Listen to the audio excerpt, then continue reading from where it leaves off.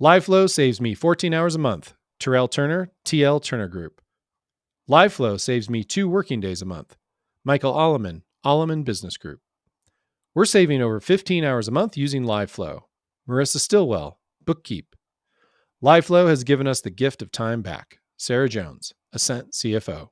Stay tuned to hear more from our sponsor LiveFlow later in the episode. If you'd like to earn CPE credit for listening to this episode, visit earmarkcpe.com. Download the app, take a short quiz, and get your CPE certificate.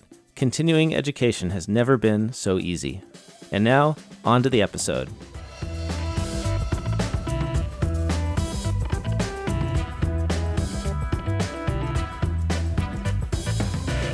This is Oh My Fraud, a true crime podcast where all the numbers are made up and internal controls don't matter.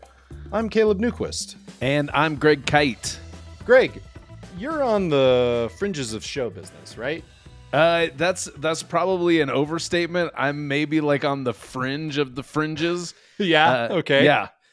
I mean, but you've been doing stand-up a long time. Yeah, I think like it's been 20 years that I've been doing stand-up. I do have, and it's weird that after doing it for as long as I have, my ambitions have waned, but opportunities seem to be growing. I got a stand-up. That's the trick, right? Stop caring and then like right.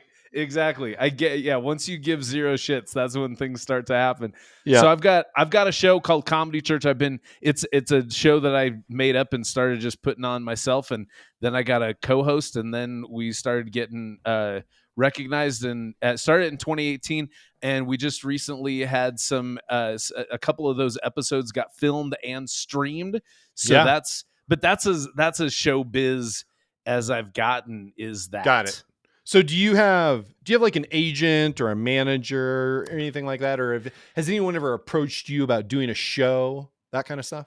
So in terms of an agent or manager, I don't have a manager like right now today, but I'm literally a week from yesterday. So 6 days from now, I'm supposed to have a meeting with a guy who wants to be my manager. So again, opportunities presenting themselves, and it's funny, even with that meeting, I'm kind of going, I don't know if you're putting your money on the right horse here, bud, because I'm just not a. You know what you're getting yourself into, right? It's kind of like we need to talk. I need to figure out what his expectations are for me to see if he wants to say yes. Right. It's like, all right. It's like I got health insurance and a pretty good job. So exactly.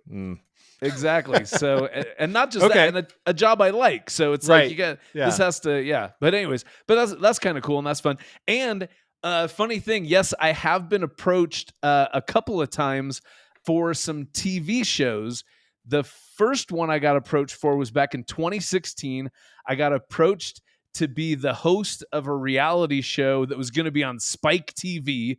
And the idea was it was going to feature people who just had like the worst personal finances, and I was supposed to get in there and like yell at them until they made better choices. No, like Simon Cowell for like for personal finance kind of thing. No, it's like dreadful reconciliations of your bank of your checkbook.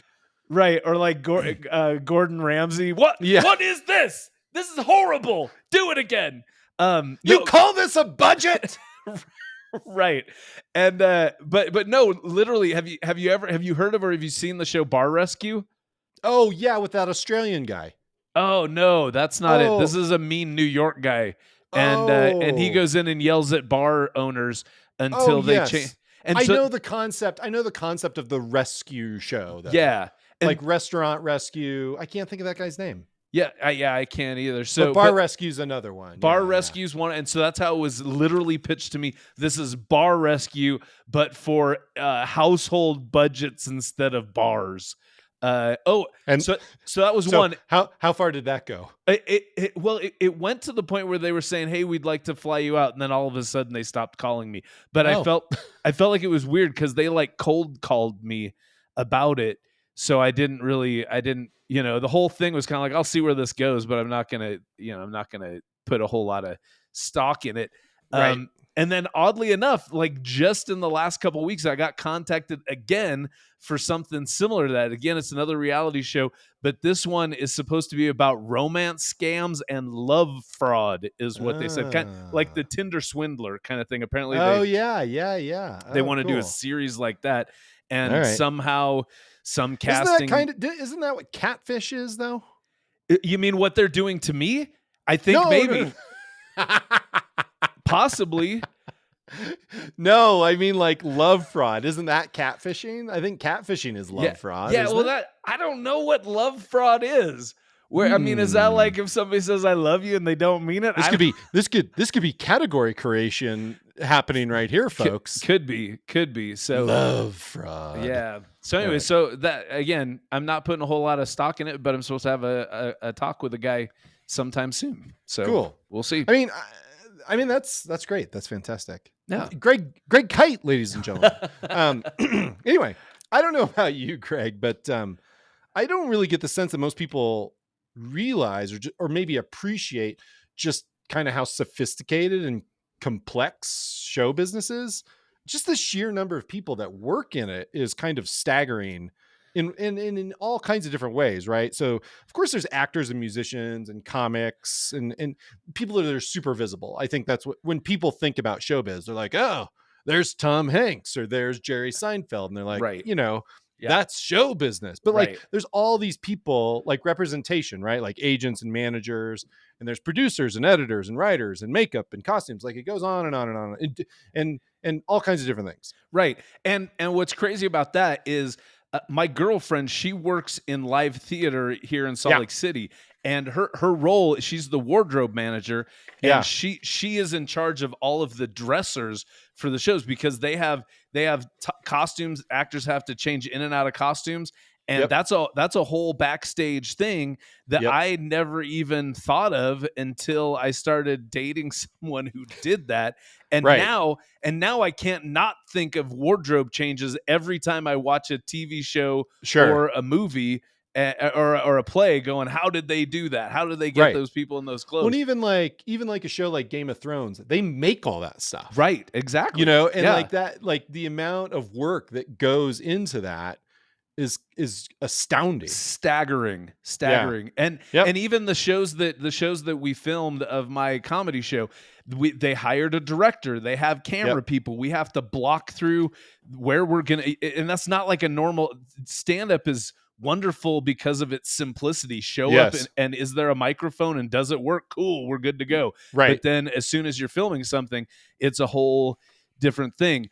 Right. And so so there's this huge thing that is show business. But the one thing that I think everybody realizes is that there's lots and lots and lots of money to be made in show business. And it's not, and obviously it's not just money, it's fame too. There's, people, those are the two things, fame, riches and glory is what people fame and fortune, and fortune. And those, I mean, those are two human desires. Those, I guess we like to think of those as maybe two particularly American desires. But obviously they attract a lot of people who will do anything or close to anything to get get their beak wet with that fame and fortune. Yeah. And so if you've got people chasing fame, and you got people chasing money, in some cases, lots of money, and some who will do just about anything to get it. What do you suppose that's a recipe for, Greg? Marijuana brownies. It's a recipe for marijuana brownies. I mean, no. It's a recipe. It's a recipe for... it's a fraud podcast. Chicken pot pie. Fraud, Greg. You dummy.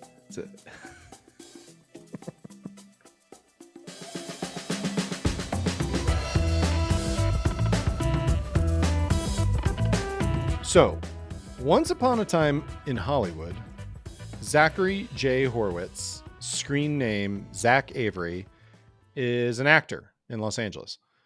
He previously lived in Chicago after graduating from Indiana University with a degree in psychology.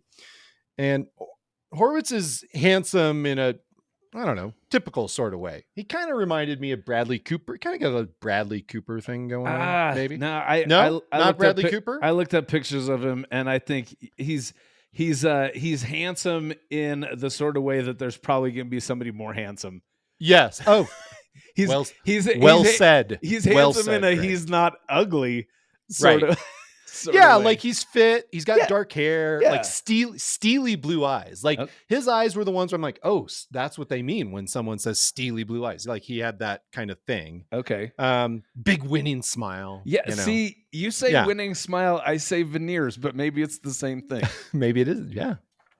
I'm just, just trying to give people a picture. Yeah, no, but he's definitely, like I said, not an ugly dude by anybody's measure. But someone out there is better looking. Yeah. Yeah. But anyway, in his early days in Hollywood, he's not getting a lot of work, but he's making connections and whatnot, and he's just trying to do, the actor thing. Right. And he has hopes and dreams of stardom and riches, and they're just not really coming as quickly and maybe as easily as he wants. Right. And I read something where he was getting roles, but it was like all direct to DVD kind of stuff, or direct to streaming or whatever it was. Yep. So yeah, nothing to, I mean, obviously stuff to brag about. It's work is work, but it's not, he's not a household name by any means. Right. So in about 2012, he moved to Los Angeles in 2012. So later in that year, he moved there, I believe, in January 2012. But later in the year, with one of his showbiz friends, Julio, I believe I would pronounce this Aivis. Why am I not pronouncing this right? Julio. Aivis, or if you're a gringo, Halavis. Yeah. If you've never spoke Spanish in your life, you would just say Halavis. You'd say Halavis, Julio Halavis. Julio Halavis. Mm-hmm. Okay, they start one in a million productions, and 1 in a million. It's like when you see it in print, it's just the number 1 in capital M, and that's short for 1 in a million. Yeah. So we'll say 1 in a million to keep it obvious here, because I'm not going to say 1 in every time, because that sounds stupid. It does sound stupid, and even when you think 1 in a million's fine, they really Hollywooded that up with the way that they write it out. They sure did. They were expecting that to be in a little clip at the beginning of a movie before it starts, like Bad Robot, or or like the DreamWorks kind of thing. Imagine. Yeah, yes. Exactly. So the idea was that they would produce low budget horror and sci-fi films, and Zach Avery would star in these movies. The brilliant too, because that's one of the things that I'm aware of that I kind of fell into with my wild fame and success with my comedy church show, is if you want the best way to actually get work is make work for yourself. Yes. Yeah. So absolutely. He's doing a good job. That's absolutely right. Yeah. So in 2013, 1 in a million, they announced a partnership with a Miami-based TV distribution company called Alebrije Entertainment. Now, I know I'm saying that right. So Alebrije's co-owner is a guy by the name of Gustavo Montadon, and he's like this showbiz veteran. He was like, in the research I did, he had spent 30 years at 20th Century Fox and just had good connections, especially in Latin American markets. And in the Variety article announcing this partnership, Montadon is quoted in it, and he said, "We are thrilled to enter this partnership with such a charismatic pair of creative individuals." Yeah. So nice. Zach and Julio are definitely, I mean, Zach's maybe not a successful actor, but he's at least he's got some hustle, and he's and he's got some people skills. Yeah, he knows some people. He's making the right connections and collaborating. Absolutely. And one of the things that's also interesting in terms of the show business side of stuff, it's sort of looking at what we already said a little bit differently. But one of the things, and this is showbiz, not just acting and movies and TV, but it's also music, is that there's such the depth of players backstage that are needed. A lot of times if someone either isn't successful as being a front man for stuff, they're able to find roles that they can fit in and get work doing these backstage kinds of things, whether that's production or whatever. And also a lot of times that's like, if it's sort of the quintessential "where are they now" story, where so someone who was big time, you go, I wonder what happened to him. Chances are they're still in show business, just they're a few layers deep in terms of what they're doing with the show business. So and that's a little bit of the pivot that we see Zach doing from be actor on direct to DVD projects to starting to do this thing where they're going to produce their low budget horror films. And then they pivot a little bit more, because what they do, they're not just producing these low budget horror and sci-fi films, they're also branching out into licensing and distributing content as well. So specifically what they would do is they would acquire English language films for distribution in Latin America, either through theaters or through streaming services that target Latin American audiences. Yeah. And I think, and it makes sense, right? Because like, this is the mid 20 teens. So, Netflix is definitely ascendant during this time, right? Yeah. And so like, you got to think about like when they're, Netflix, it doesn't really say no to anything as far as I can tell. Right. They are hungry for content. Yeah. Right. Absolutely. And so all these other competing services or competing streaming services are basically just trying to catch up with Netflix. So at this time, and I don't remember when Netflix really started ramping up their production budgets, but like people took notice. Right. And so, distributors of all kinds started being really hungry for content, and they were branching out into international markets. And Latin America, of course, is, I would say, a largely untapped market. So this move makes a lot of sense, right? Yeah, seems to. Absolutely does. And, and again, we're talking, like you said, streaming's becoming a big thing. The streaming services are in the middle of shifting to just brokering existing content to stream, because we all remember that shift where it was just like, oh, all these old TV shows that I remember, now I can see them on Netflix. That's cool. And then all of a sudden it's like, what? Netflix is making their own shit? That's going to be garbage. Oh no, wait, it's really, really good. Yeah, it's really good. Yeah. So that's what's happening. And that's ushered in, and again, you people want to be on the front end of a front edge of a big wave like that. That's, it's the ground floor kind of thing. I deal with it. So I think that's where Horowitz and his partner Julio Ayvis. That's how I'm gonna say it.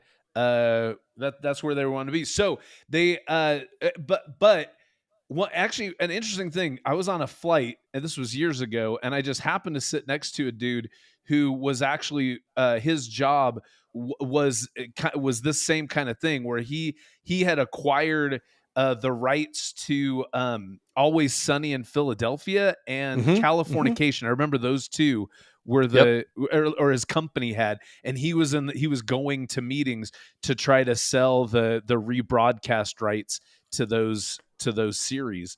And it sounds like it's a very lucrative thing that you can do once you get those rights, but also people aren't stupid and they know that it's lucrative on that end. So acquiring those rights is very expensive on the front end.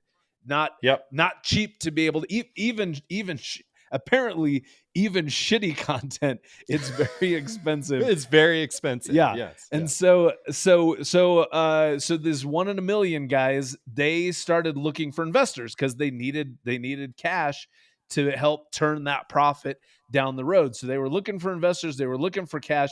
And what Horowitz does is he immediately goes back to the Chicago area, to his college buddies and his connections there, and he's able to get just sort of, I guess, rudimentary crowdsourcing kind of funding of $37,000. This is in 2014 that they gave him. But the interesting thing is, they didn't give it to him as like an equity position. What the 1 in a million guys did is they got the money and they gave the people. So in exchange for this $37,000, they gave them a promissory note. And if you're not familiar, I've got probably 100 promissory notes at my business that we have given out to different people.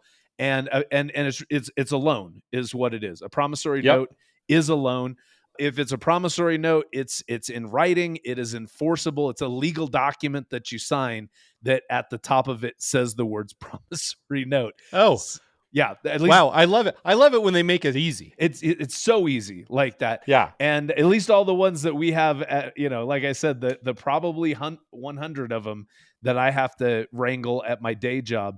Yeah, we've got all that stuff. And to say it's an IOU is maybe it's more sophisticated than that. It's definitely more sophisticated. I'm not going to say that's offensive to say it's an IOU, but I'm going to say, since I've got a lot of them, that it's kind of offensive to call it an IOU.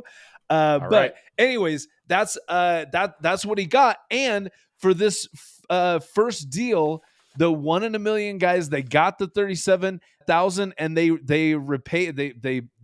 were able to repay the note with the principal and the interest on time. Everything went great.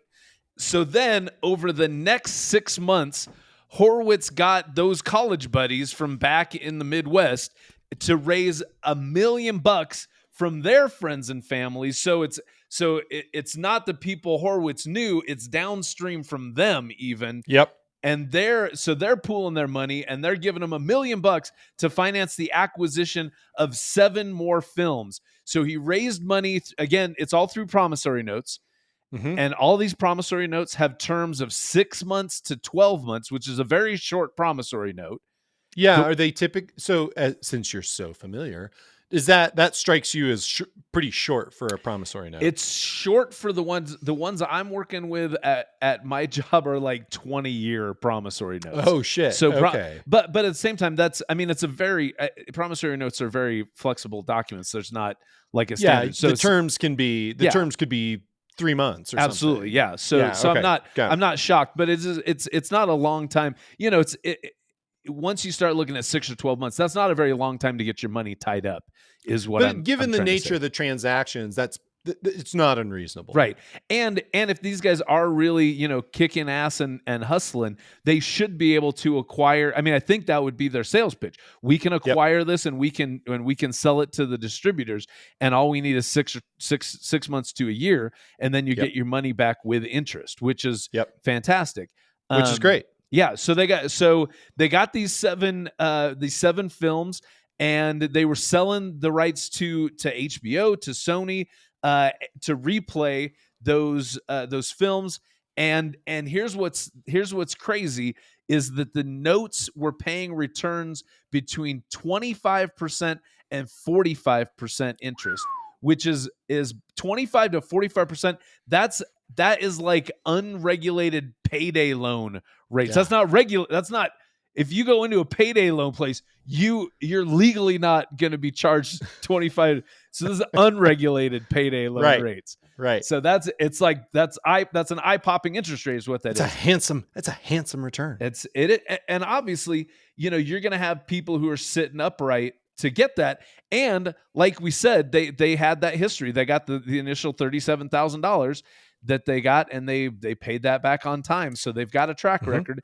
And so for several years, they were doing that. Things were going well. Horowitz boasts about all of his fancy connections. Apparently, one of the connections that he boasted about was Howard Schultz, not to be confused with Charles Schultz. Howard Schultz, he's the famous CEO of Starbucks. Yes. And depending on when you listen to this episode, maybe he was the famous former CEO of Starbucks. Yeah, he's held the job like 3 different times. It's ridiculous. Exactly. And I guess he likes coffee. I don't know. Right. Charles Schultz Charles Schultz, on the other hand, he's he's a cartoonist. He's a beloved cartoonist. Yeah, he's the Charlie Brown, the Peanuts guy. So whenever I see the Peanuts guy, whenever I see Howard Schultz written out, my brain immediately thinks Charles Schultz, and I go, "Oh no, not really? That. Yeah. Oh, it's weird because they're not even spelled the same. They're not. Well, no. That shows you how much of an idiot I am. So well, that is one of the that's a recurring theme of this show is me pointing out how dumb you are. It's a recurring theme in my life. So it's not just me then. No, it's everyone. I'm saying it's because I had COVID and now I have long haul COVID brain fog, and that's my excuse. But alternately, I'm just a dumbass. So it's one of those two things. So anyways, so Horowitz and his three buddies, they end up over the course of this time, they're recruiting dozens of downstream investors. So people who are at least once removed from them, who are investing in the 1 in a million productions to acquire these movies. And they're getting bigger and bigger titles, Caleb. They're getting titles like Active Measures, titles like Run with the Hunted, and titles like Blood Quantum. And those are all titles that I have seen prominently featured in the DVD bin at Dollar Tree. So it's fucking big time. Big time. And listen, it even gets better because there was this one time where this group of investors gave Horowitz $1.4 million to acquire the rights to this Italian film called Lucia's Grace, which is listed on Rotten Tomatoes, and it has an amazing 43% rating on Rotten Tomatoes, which sounds bad. Which is bad, right? No, I don't know. I don't really know. I don't use Rotten Tomatoes. You don't? Not really. No. Here's what. There's 2 ratings on Rotten Tomatoes, and I can't remember which one this is. If it's the critic rating, it's like Splat, and then there's the tomato. Yeah. Right? Well, if it's if the critics are, if 43% of the critics like it, and so 57 don't, then I'm like, this might be okay because critics can be dumbasses. But if it's the user, if it's like the audience rating, which I doubt it was, this probably was the critic rating. That's usually what we think of as the Rotten Tomato rating. But I will 100% watch a movie with a 43% critic rating and like a 73% audience rating. That means that's like a Fast and the Furious movie. It's not. No one's ever gonna watch it in like a film appreciation class, right? But you're gonna watch it at home and go, that was it. That entertained me to a high degree. Yeah. So Lucia's Grace. Anyways, also a movie no one's ever heard of in their life. They get the license, they get the rights to this, and Horowitz was promising the investors it would be resold to Netflix for distribution in Chile and in Argentina and in Brazil and in a few dozen other countries. And he promised to repay the investors $2 million. That's a 43% return. A $2 million return on a $1.4 million investment is a 43% return. And again, if we're talking just in 6 months or 12 months, that's amazing. That's nuts.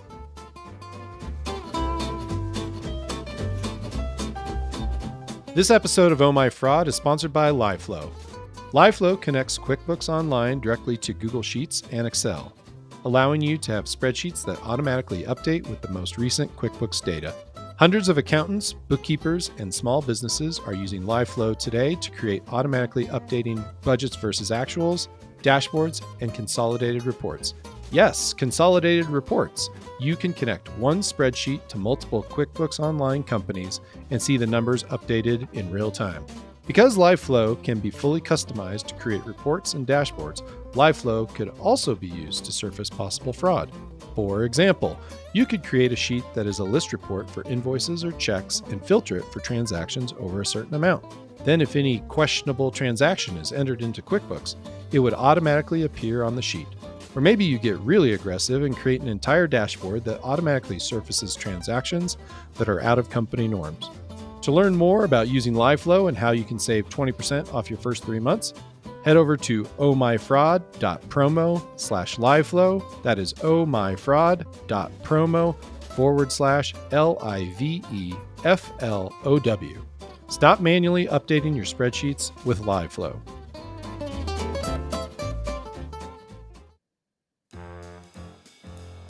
Okay, so Horowitz is also raising money from another group of investors. We've been talking about the Chicago investor group, which is, his college buddies and folks in their orbit. Yeah.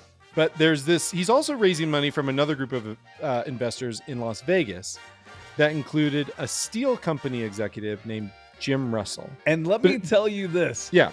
For some reason, those two things, a steel company executive and that he's in Las Vegas, tells me that this is not a person I would really want to fuck around with. I don't think. Right? No. Steel company executive is AKA construction. Right. Construction in Las Vegas. Yeah. Right. Yeah. And, yeah. No. So, it's a fine point you're making, Greg. It's a very fine point. That jumped out at me. Yeah. But it's the same idea, right? He's issuing the promissory notes of 6 and 12 months, and he uses the money lent to him to acquire film rights. Those rights are sold to distributors. Horowitz repays the note holders with the proceeds. Yeah. Simple. No problem. Right? Yeah. Whenever someone wants, so occasionally people want documentation of these deals. So he provides, them with copies of the contracts and the correspondence with people like at HBO and Netflix. Right. And this guy, Russell, has already loaned Horowitz $500,000. Wow. And in 2017, he was considering giving him more money, but he was nervous about the possibility of HBO backing out of the deal. Mm-hmm. And Zach Horowitz tells him HBO has never backed out. So that was it. Just dropped it. Boom. HBO's never backed out. Shut up. Nothing to worry about. Jim Russell, who is arguably a mafia boss. Shut the fuck up, mafia boss. This is going to be fine. Relax. So the Chicago group that includes Horowitz's college buddies and their friends and family, they're putting in millions. This Las Vegas group that includes this guy, Russell, they're trying to keep up. And one of the investors in this Las Vegas group, his name is Romik Yegnazari. Yeah, I did all right with that one. Yeah, you did. Yegnazari. I say in the future podcast, let's try to make sure all the primary characters have even harder to pronounce names than this. Right. Yeah. And anyway, so this guy, Yegnazari, he's real anxious to give more money to Zach because there's only so many of these deals to go around, right? And and the returns are really great. Like we're talking about 6 or 12 months. If you're earning 43% returns on 6 or 12 months notes, like that's a really good return. Yeah. And so this guy's got like big time FOMO. Yeah. Which is crazy because you kind of got this dynamic where the Jim Russell guy is like going, hey, I need some more, give me some reassurance. Yep. And then you got the Yegnazari guy who's like going, no, we gotta put the pedal to the metal. This is the time to cash in. Let's go. Let's make our money. Striking while the iron's hot. Exactly. So altogether, there are 5 main private investor groups that Horowitz is raising money from. So they got these groups, and it's not just the groups. It's those groups are having downstream investors who are investing in those groups, but really it's just these 5 groups that are investing in 1 in a million, and things are going great for Mr. Zachary Horowitz. He's living it up. He's living the LA Hollywood lifestyle dream. He's got a $6 million home in Beverlywood, which is a real place. That's not me screwing up Beverly Hills and Hollywood. It's a real place called Beverlywood. He's got a new wife. He's got a young son. He's taken trips to Las Vegas. He's flying in private jets. He's living like a high roller. He's making all these big fancy deals. And in early 2019, he is on the cover of Swagger magazine, Caleb. Can you believe it? Swagger magazine? I can't actually. It's a magazine that's named after a scent of Old Spice deodorant. That's the caliber of magazine that Swagger is. Is that true? Is that an Old Spice scent? It's my. I'm wearing it right now. That's my Old Spice scent. Anyways, all right. So he's on the cover of Swagger, which is a magazine that neither Greg and I or most of the people listening have ever heard of. Right. Well, the douchiest of listeners to this podcast are probably aware. They probably have a subscription to Swagger magazine, but other than that one person who accidentally downloaded this, no one's heard of it in their life. And in this article that he's in Swagger, he's talking about like all his Hollywood career stuff. There's another interview on a Medium site from early 2020 where there's lots of name dropping and cliched career advice and other just weird stuff where, you know, like he's saying stuff, but he's not really saying things where it's like, you know, to get ahead in this business, you really need to follow your passions, man. And I have a passion to ensure that Latin American TV owners have access to the shittiest movies available. That's, you know, stuff like that. Or you get ahead in this business by being Keanu Reeves, judging by the voice, judging by voices, Greg's voice work. Right. That was not a bad way to go. That's accurate. If you can be Keanu Reeves, you're doing just fine. You're doing amazing. You're doing really well. Yep. So he's cultivated this image, but the movies that are listed in these interviews, I've never heard of any of them. Again, nope. He's living the life of an A-list celebrity, but he's working in and he's working with B and below rated movies. So that's what we got. That's the person of Zach Horowitz. So this Las Vegas investor group, as we said before, is trying to keep up with the Chicago group that is putting in lots of money. And everyone wants to secure these notes because of the returns that we were talking about, like these 30-40% returns. Yeah. And the guy we mentioned before, Romik Yegnazary. Yeah. You got it. You nailed it. Yeah. I got it. Yeah. This Las Vegas investor, it was reported that he was trying to give Horowitz more money, but his partner, one of his partners, this Jim Russell guy that we talked about, he's really skeptical and he wants to see some financials. He wants to see some financials of 1 in a million. Yeah. But Zach Horowitz has apparently refused to provide them. Right. That's crazy.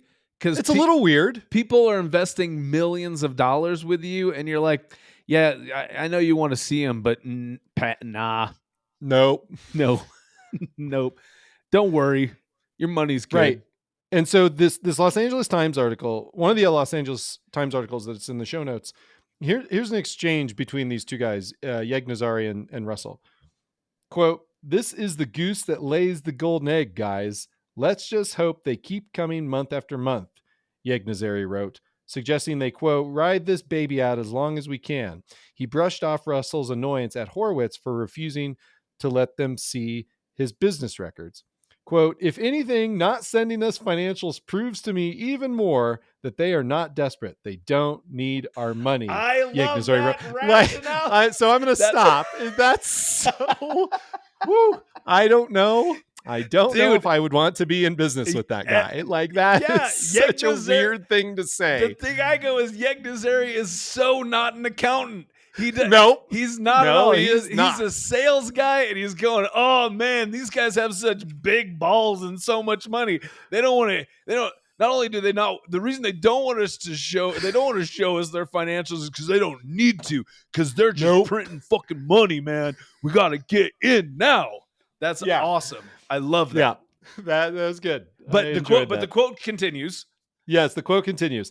Quote, "It is absolutely ridiculous that he does not want to share his financials, as we are currently lending $5 million, Russell replied.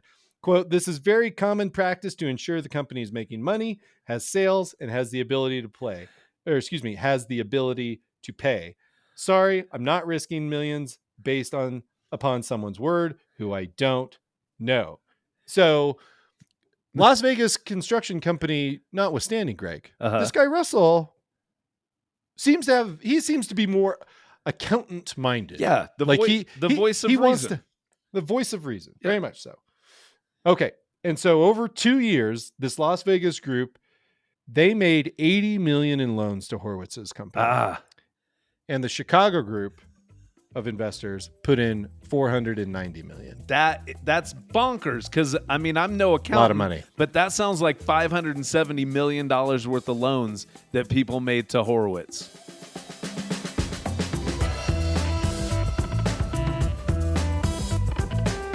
So everything's going along just like we've described, and then one day in late 2019, seemingly out of nowhere, Horowitz failed to make some payments due to his investors. That hadn't happened before. 2019, he's not making them on time.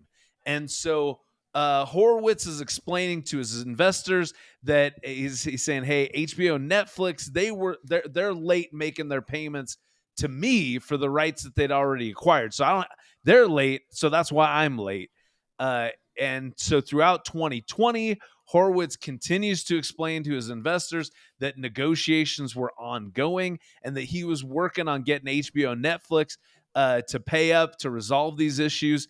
And he even forwarded to his investors copies of the correspondence that he was having with HBO and Netflix because they wanted, they want their money. And he's got to show them, hey, this is why you're not relax. This is what's happening. We're good.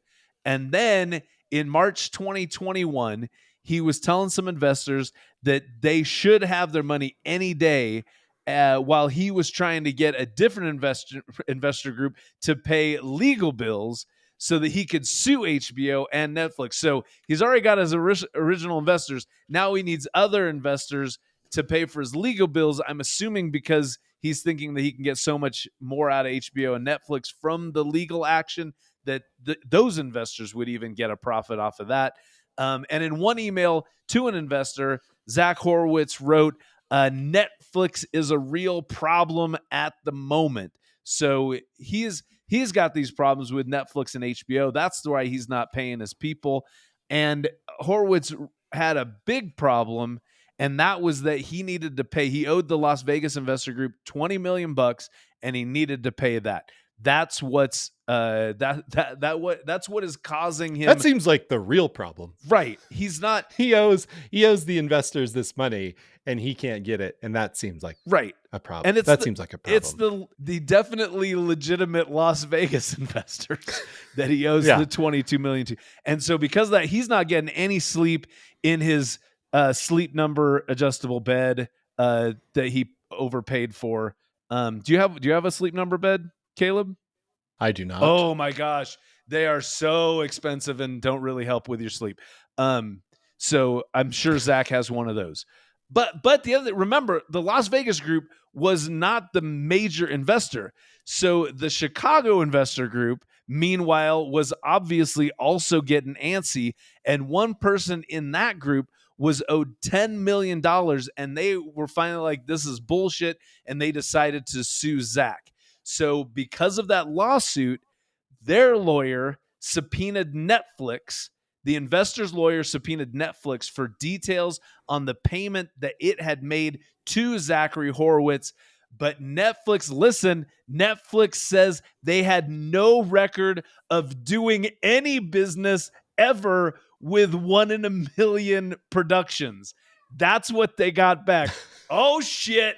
The house of cards crumbles at that point. Not good. Right? Not good. That seems bad. It obviously was what we were going for. It's amazing that I mean, I would think that at least they'd be like, oh yeah, we know that guy. We did a little bit of business with him, but they're like going, who's this guy? What's this company? We don't know who you're talking about, which is amazing. And so the Chicago investors attorney didn't buy it. He didn't believe that Netflix had no records of doing business with 1 in a million. And so he showed Netflix the documentation that Horowitz had provided to his client, the investor. So he says, hey, Netflix, bullshit. You've been doing business with 1 in a million. Here's all the documentation for the license agreements for two of the movies as well. And here's also some email correspondence that you, Netflix, had with Zach Horowitz. And Netflix was like, that's not a real that's a fake contract, and those aren't real emails. And that's that, which is amazing that, okay, so this attorney is suing Zach, and when he finds out that Netflix doesn't do business with Zach, he's not like going, Zach, you're a fraud. He's going, he goes after Netflix. He doesn't think Zach's lying. He thinks Netflix is lying. Yeah, right. It's awesome. Such a good twist. And then to make matters worse, I mean, things are already really shitty. I mean, this is pretty bad. This is bad. Go on. Yeah. Please go on. And yeah, Zach Horowitz does not have clean trousers, but then on top of that, federal investigators had contacted sales agents that had been purportedly selling film rights to One in a Million, because they wanted to know what those people knew about One in a Million. And in a filing, the investigator wrote that an attorney for the sales agent, which was called Sierra Affinity, had never heard of Zach Horowitz or One in a Million. So again, everything. Not good. I mean, good. I would think, tell me if you're with me on this. I would think that if you're committing this fraud, that you have actual transactions and you're just exaggerating. You're saying, okay, we made this deal. It was for a little bit. We really needed it. We need to say it's for a lot, right? But not where it's completely fabricated out of it's complete fiction. That's big balls stuff to me. Yeah. And so, and here's a quote. It says, quote, when asked about One in a Million Capital's purported license agreement with Sierra Affinity for the distribution rights of active measures, she noted that Sierra Affinity has no records of that film. Not only did they not know of Zach Horowitz or One in a Million, they didn't even know there was a movie called Active Measures. That's how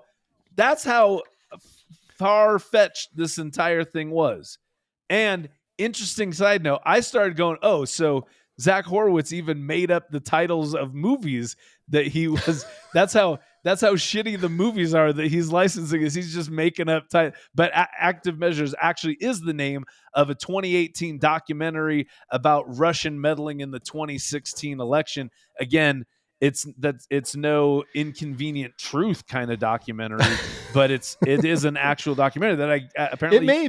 It may be that the Sierra Affinity, maybe they were just looking in their database, their library of films. Yeah, right. Right. It's not that she didn't hear of it. She's just like, no, that's not part of our library. Right. Well, and I would say if that's what I would do, is I would look through to see if it's one of my films, and then if it wasn't there, I'd say, I don't know what fucking film you're talking about.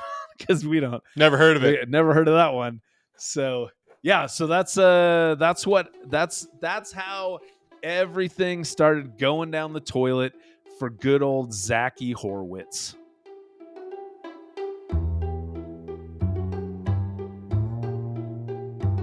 Early on April 6, 2021, Zach Horowitz was arrested at his home in Beverlywood.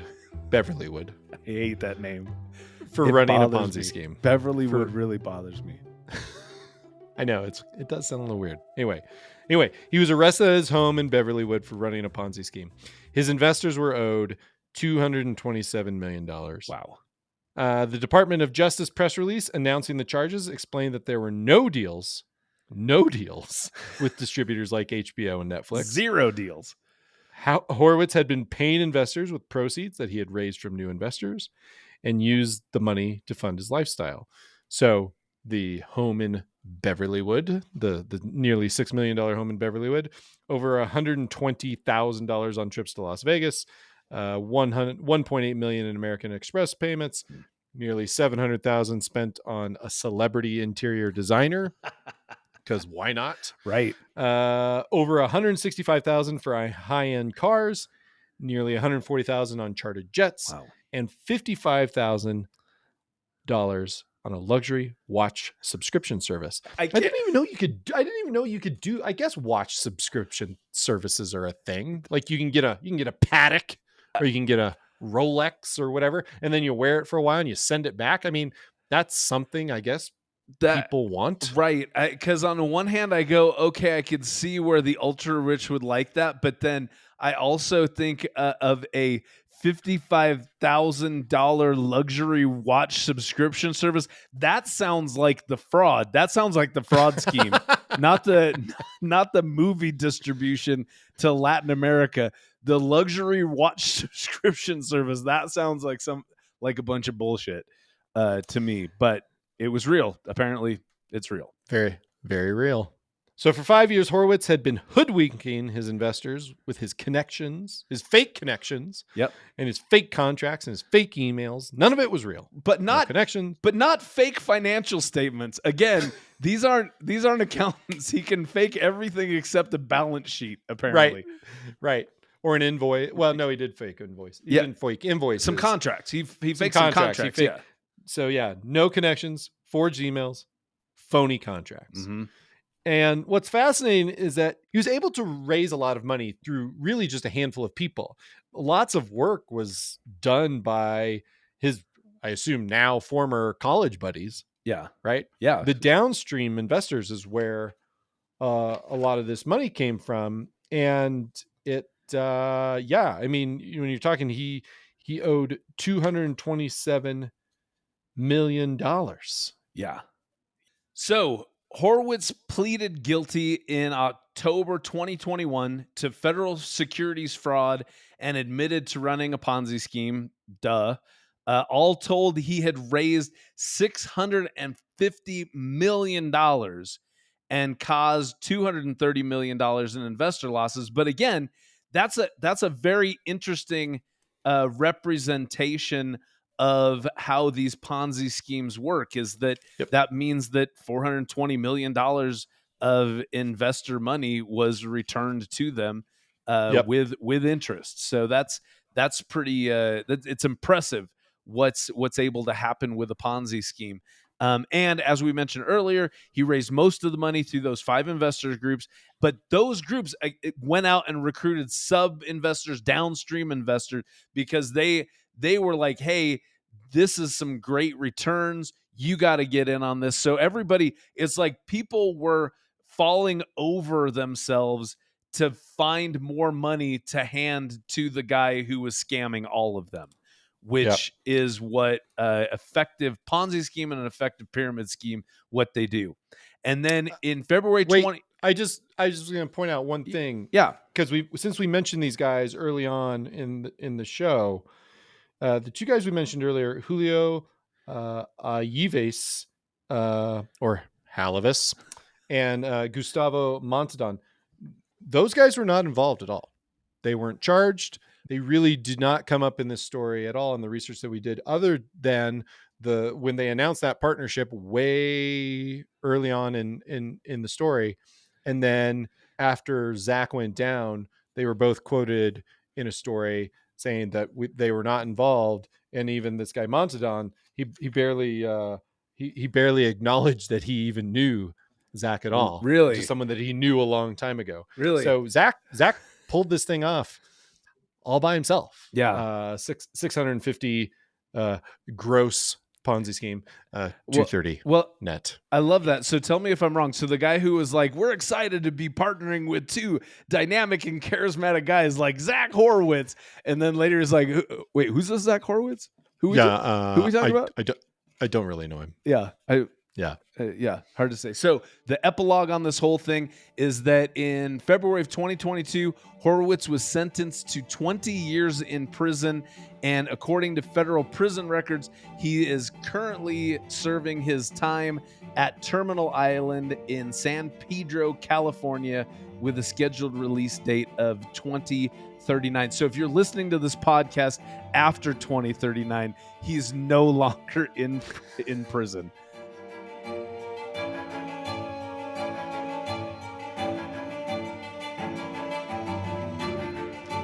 So, Greg, did we learn anything? It's another Ponzi scheme, but, did we learn anything new? From this Ponzi scheme? Yeah, from this one. I think so. I mean, in terms of learning things new, I was definitely taken aback by the number of red flags that we see in this case, and these aren't necessarily new. So I'll just run through them. So first off, consistent returns of over 15% are bullshit. That's the biggest red flag. And I would even say consistent returns of over 10% should be scrutinized heavily.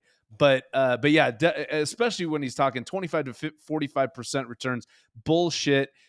It's too good to be true. But people can't resist themselves. Can't resist. No, they can't resist. And so that's the first red flag. The second thing, don't give millions of dollars to someone who won't give you his financial statements. That's super basic. I mean, if I'm giving my money to a fraudster, he at least has to give me fake financial statements. I'll settle for a QuickBooks Online, like fucking 5-line balance sheet. Just right. Go through the motions, man. Right. But nothing, forget it. But nothing, refuse. Yeah. Get out of here. Third. Even Bernie Madoff had a fucking audit done.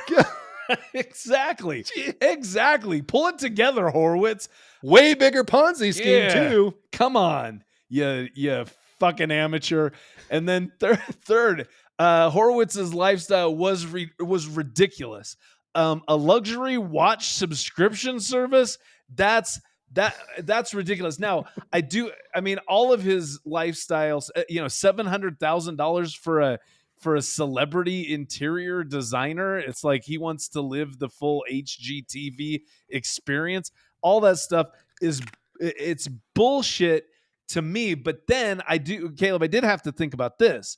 Where it's ridiculous to me in my Provo, Utah context, but maybe it's not ridiculous. Maybe it doesn't particularly stand out in Hollywood like it would in Salt Lake City. But you have to look at the lifestyle compared to what they're doing. And again, we pointed this out over and over again in the case. This guy was living this amazing Class A lifestyle, but he was a broker of Class B material, and there should be a disconnect. It's at least a red flag. It may not be a thing that says this guy's definitely screwing us, but it's a red flag, and it demands you looking into it. And so when you look into it, like Jim Russell did and said, "Show me your financial statement," he's going to screw you. That's when you go, "No, I'm out. I'm out." So that's those were the red flags that I saw, and those I thought were, even though maybe not new stuff, I think it was very interesting part of this case. Agreed?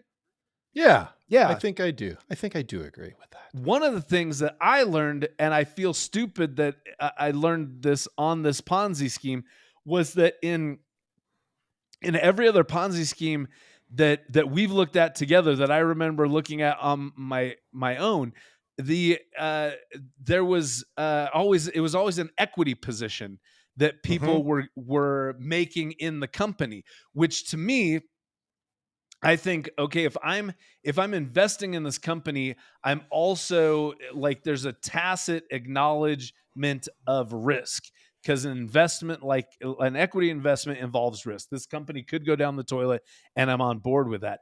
But what Horowitz did that was different was he ran his Ponzi scheme with these promissory notes, with debt rather than with equity. And I think that's freaking brilliant, because promissory notes, they have a much, much safer feel than equity investments do, because you've got a document, you've got a legally binding document that you can say, "No, I gave you this money and you were supposed to give me my money back at this date with this much interest. And if you don't, I can go after you." So I'm not at the whims of whether or not your business succeeds. I have this piece of paper that gives me these rights. So I would think it would be way easier to get the new money to pay off the old money when you're basically giving people a guarantee of an investment through this debt instrument. It's the same thing we see like in stocks versus bonds, is that bonds are a much more they're much safer investment in the stock market, and that's why they get lower rates of return. So this guy's saying you get the safety of this investment, plus I'm giving you 30% return on your money. So everybody should be like, yay, this is wonderful. I've got this piece of paper that makes me feel good, and I'm gonna get tons of money.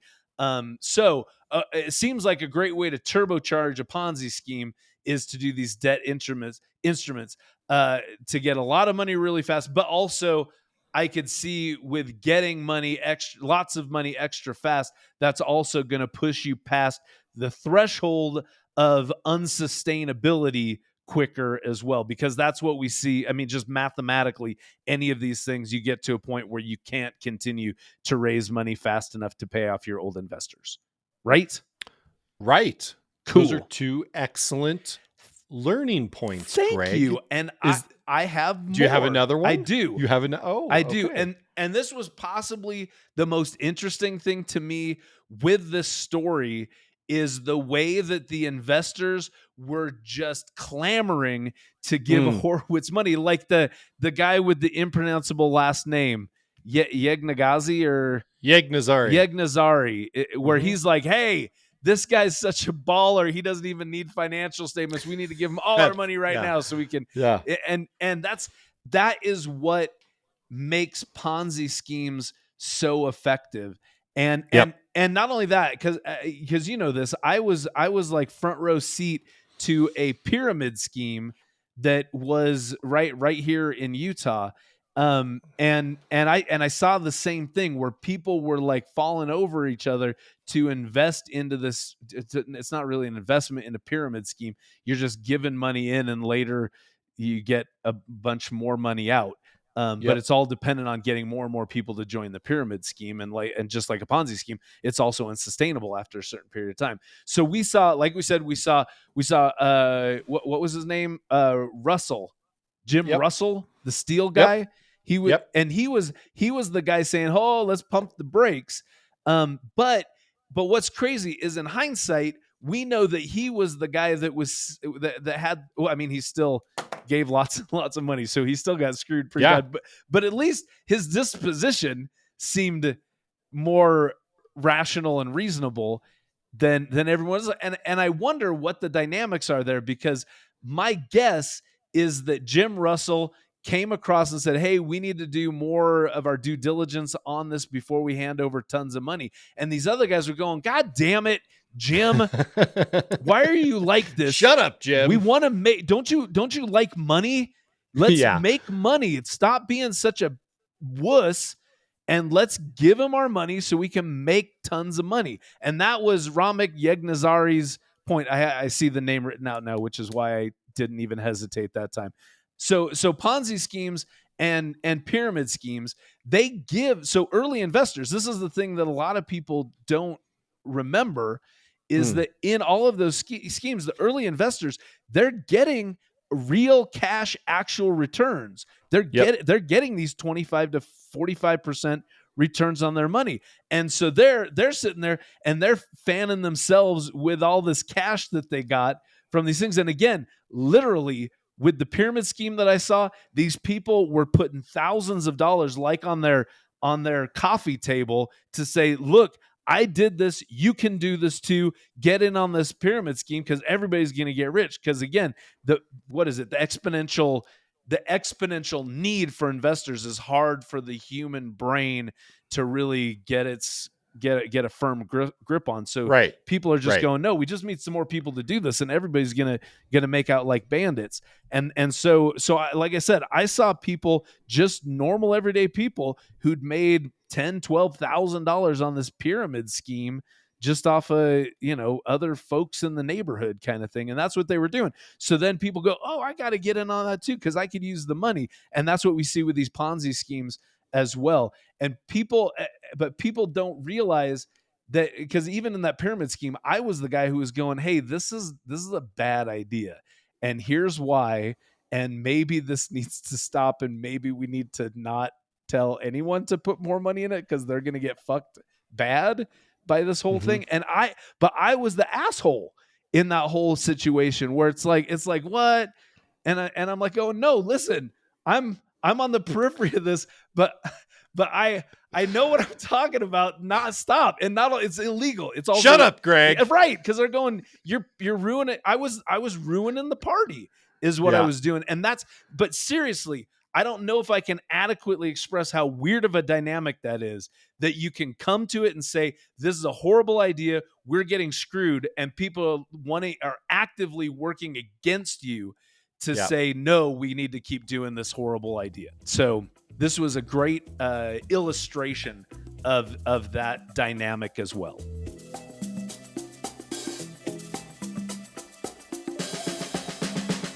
All right, so that's it for this episode. And just remember, if you want to start a Ponzi scheme, don't fuck around. Do it with promissory notes like a badass.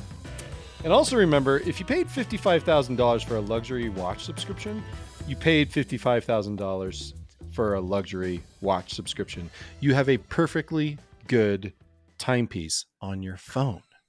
Hey, and if you want to drop us a line, send us an email at ohmyfraud@earmarkcpe.com. And Caleb, tell the good people how they can interact with you out there in the internet. On Twitter at CNewquist and LinkedIn at Caleb Newquist. What about you, Greg? Where are you? Twitter, I'm at Greg Kite, and LinkedIn, I am /Greg Kite.